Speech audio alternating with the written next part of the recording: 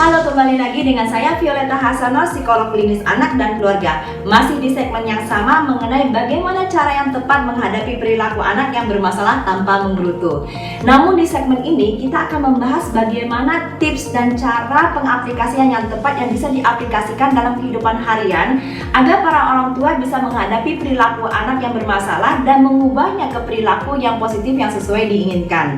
Namun sebelumnya kita harus mereview ulang kembali sedikit dari segmen-segmen yang sebelumnya yang sudah dibahas agar mempermudah para orang tua untuk mengingat kembali konsep-konsep yang menjadi dasar dari suatu pembentukan perilaku. Pertama, yang harus diingat, orang tua harus mengingat bahwa perilaku itu terbentuk daripada lingkungan, di mana respon atau reaksi orang tua terhadap suatu perilaku anak ditunjukkan menjadi dasar pembentukan suatu perilaku, ya baik itu menjadi positif maupun negatif. Nah, artinya respon atau reaksi orang tua terhadap perilaku yang ditunjukkan oleh anak menjadi faktor yang paling penting dalam pembentukan perilaku anak tersebut. Nah, misalnya seorang anak menangis mau es krim. Jika reaksi orang tua membelikan es krim, maka si anak akan belajar bahwa dengan menangis dia akan mendapatkan apa yang diinginkan, sehingga kedepannya dia akan belajar untuk melakukan hal yang sama untuk mendapatkan apa yang dia mau. Namun di situasi yang sama, jika orang tuanya tidak membelikan atau mengikuti kemauannya dan mengabaikan tangisan si anak, maka si anak kedepannya akan belajar dengan menangis dia tidak akan mendapatkan apa-apa. Di sini bisa dilihat bahwa dengan situasi yang sama, dengan respon yang berbeda terhadap suatu perilaku akan membentuk perilaku yang berbeda juga. Jadi jika kita ingin membentuk suatu perilaku yang kita inginkan, maka respon atau reaksi yang harus diberikan harus positif. Nah, dan sebaliknya jika kita ingin menghilangkan atau mengurangkan perilaku yang negatif, maka respon yang harus kita berikan selalu yang negatif juga. Jadi jangan pernah salah memberikan respon. Respon positif merupakan respon reaksi dari orang tua di mana anak menerimanya menjadi senang. Seperti contohnya seperti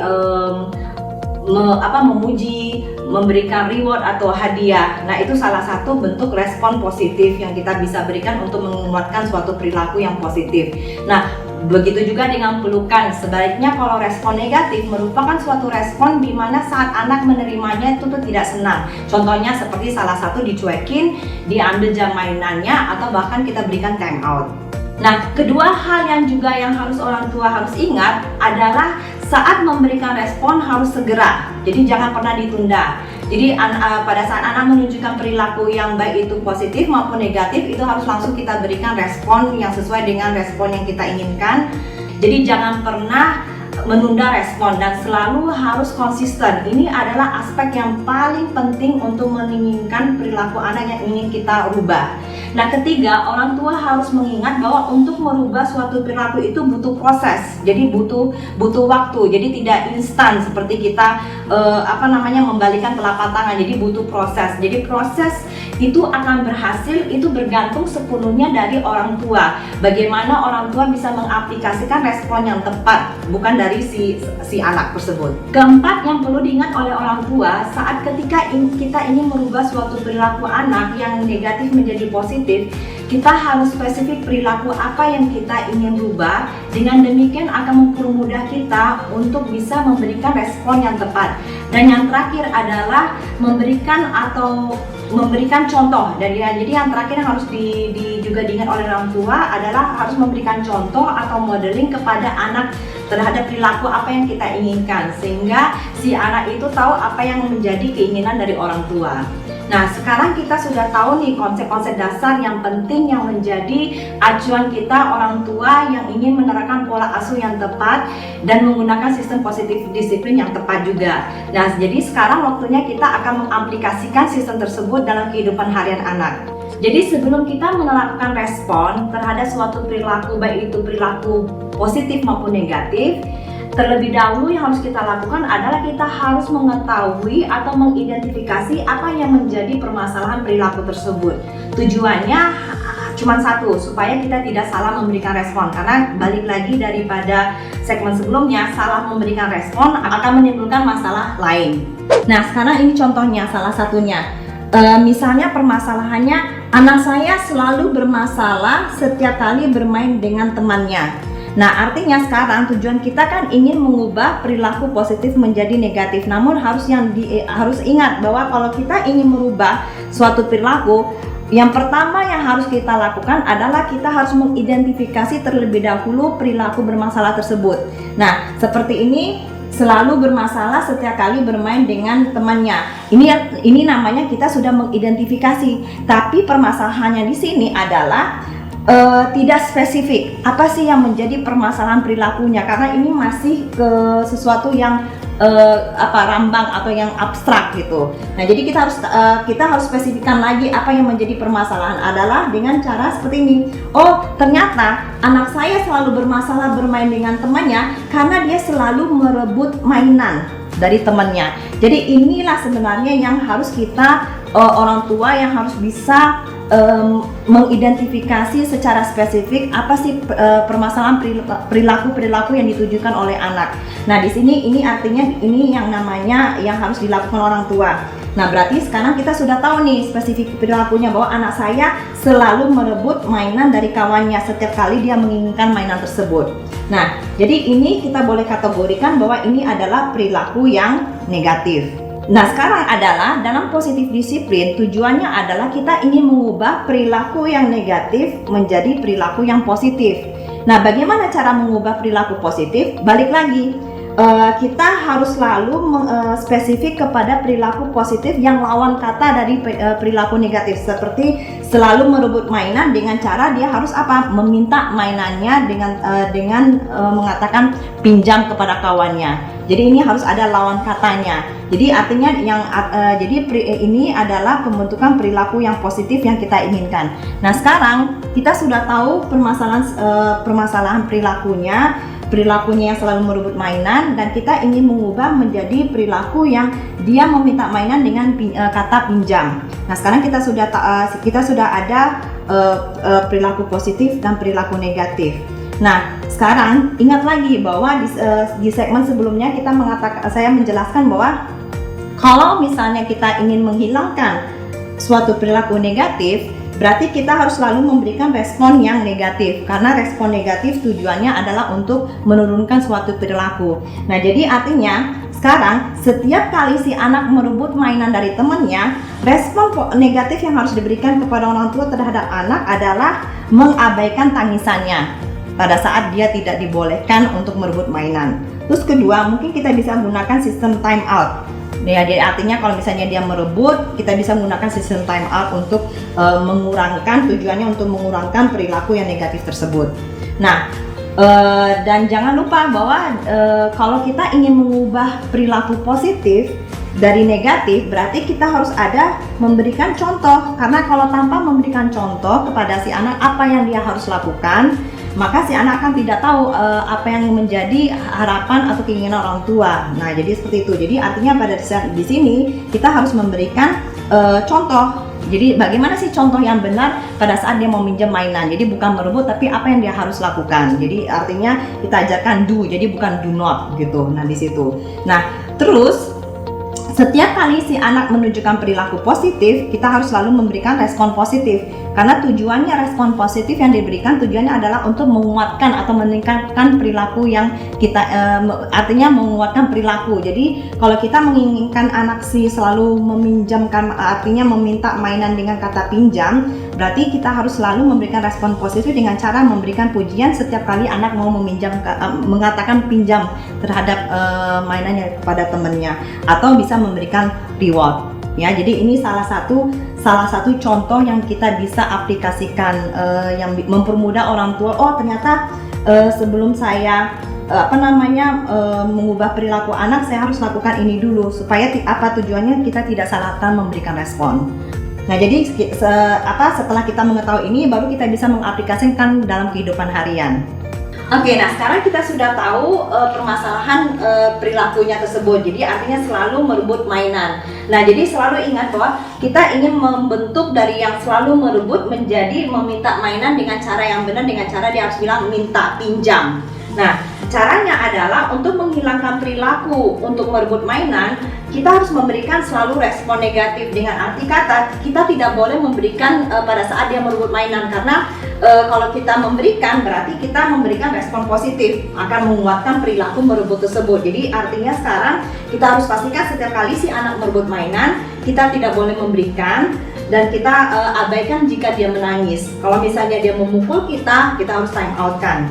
Nah, tapi pada saat dia merebut, kita juga harus pada saat yang bersamaan kita harus memberikan contoh bagaimana cara yang tepat untuk meminjam mainan tersebut. Nah, kalau si anak menunjukkan perilaku yang kita menginginkan dengan menyatakan pinjam, maka kita harus langsung memberikan reward dengan cara memberikan mainan yang dia mau, dan di saat yang bersamaan kita kasih pujian. Bahkan kita bisa barengan dengan memberikan reward. Nah, contohnya seperti ini. Misalnya katakan saya punya mainan, anak ini merebut. Nah, pada saat dia merebut, kita tidak boleh memberikan mainan tersebut. Jadi pada saat dia merebut kan tidak pinjam. Nah, pada saat saya bilang tidak, jadi saya bilang minta pinjam. Jadi artinya saya memberikan dia contoh perilaku apa yang saya inginkan. Jadi kita gunakan modeling. Jadi pada saat dia mau merebut, kita ignore. Nah, pinjam. Nah pada saat dia gini, ya hebat pinjam. Jadi itu salah satu contoh kita membentuk perilaku tersebut. Jadi setiap kali dia meminta mainan, kita selalu bilang minta, pinjam. Nah, pada saat dia begini kita harus langsung memberikan respon positif dengan memberikan mainan dan yang kita berikan pujian. Oke, nah contohnya seperti ini. Jadi kalau misalnya reward, jadi artinya reward kita juga bisa menggunakan dengan kelereng. Jadi sebagai rewardnya. Jadi misalnya kita kasih si anak ini wadah untuk dia menyimpan kelerengnya atau hadiahnya. Jadi caranya kita bisa mengatakan begini. Setiap kali adik meminjam mainan dengan cara yang benar, dengan tidak menangis, maka adik akan mendapatkan 5 kelereng. Jadi setiap kali dia bisa meminjam mainan dengan benar, dia akan mendapatkan 5 kelereng. Nah, kelerengnya itu akan dikumpulkan. Nah, jadi artinya kalau dan akan diberikan hadiah. Jadi kalau artinya seperti ini, kalau misalnya si anak ini mampu mengumpulkan kelereng sebanyak 12, maka dia bisa ditukar menjadi hadiah es krim yang dia suka. Atau misalnya kalau dia mengumpulkan kelerengnya ada 18 kelereng, dia akan bisa digantikan dengan dibelikan McD. Atau kalau misalnya dia main ke time zone, berarti dia harus mengumpulkan 25 kelereng. Nah, artinya ini salah satu reward yang kita bisa berikan atas apresiasi perilaku yang dia tunjukkan kepada perilaku yang positif, dengan menunjukkan perilaku dengan pinjam dengan cara yang baik. Nah, ini salah satu reward yang kita bisa lakukan. Jadi artinya setiap kali si anak bilang pinjam mainannya, kita kasih mainannya tersebut, terus kita puji dia, terus oh ya hebat ya adik karena mau minjam mainan, ini mama kasih 5 kelereng, nah kamu simpan. Jadi kelerengnya disimpan, terus nanti sorenya hitung ada berapa kelerengnya, sudah bisa nggak ditukar untuk menjadi hadiah. Tapi ingat, agar reward ini berhasil efektif, pastikan dulu rewardnya harus sesuai yang disukai sama si anak. Misalnya, oh anak saya paling suka time zone, oh anak saya suka main es krim, tapi anak saya nggak suka coklat, jadi coklat jangan dijadikan reward. Jadi artinya reward itu harus sesuai dengan yang dia suka. Nah, namun kalau kita lihat di sini kan ada perbedaan, ada yang 12, ada 18, ada 25. Ini tergantung daripada kesukaan, tingkat kesukaan si anak. Katakan di antara es krim, McD, dan time zone, dia paling suka time zone. Berarti time zone itu berarti kelerengnya harus dipenuhi lebih banyak daripada McD. Nah, jadi artinya gitu. Jadi jadi semakin dia senang dengan suatu aktivitas atau hadiah itu berarti hadiahnya dia harus kumpulkan kelerengnya lebih banyak lagi. Jadi artinya kita untuk meningkatkan motivasinya si anak, sembari kita juga merewardnya terlebih perilaku tersebut. Jadi lebih ke situ. Dan kalau misalnya katakan si anak ini nya 25 atau 18, 12, jangan memberikan rewardnya cuman oh kamu dapat 1 kelereng.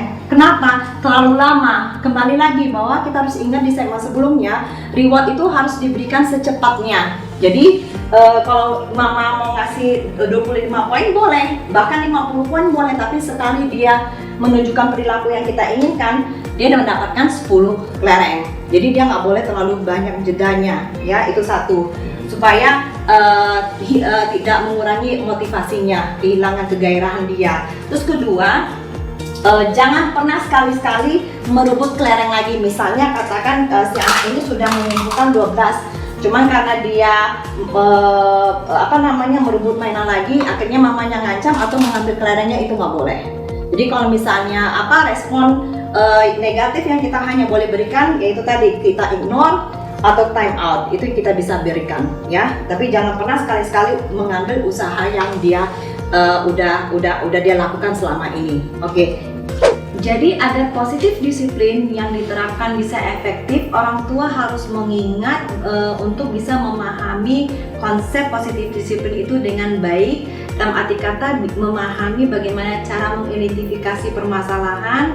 Terus kedua harus benar-benar memahami apa itu respon positif, apa itu pun respon negatif.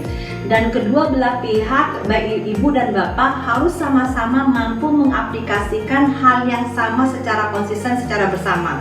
Dan harus diingat bahwa semua keberhasilan perubahan suatu perilaku itu akan tergantung daripada konsistensi orang tua dalam mengaplikasikan kehidupan harian dalam masalah tersebut. Ketahui lebih banyak lagi mengenai psikologi anak, ikuti terus channel kami setiap hari Rabu, Jumat, dan Minggu setiap jam 8 malam. Saya Violeta Hasanor, sampai jumpa. Next on Psikologi Anak. Nah, di video ini menunjukkan bahwa si anak tidak mau keluar dari time out, padahal dia sudah tenang. Nah, di situ gurunya memberikan kebebasan untuk anak memilih kapan dia mau keluar dari time out.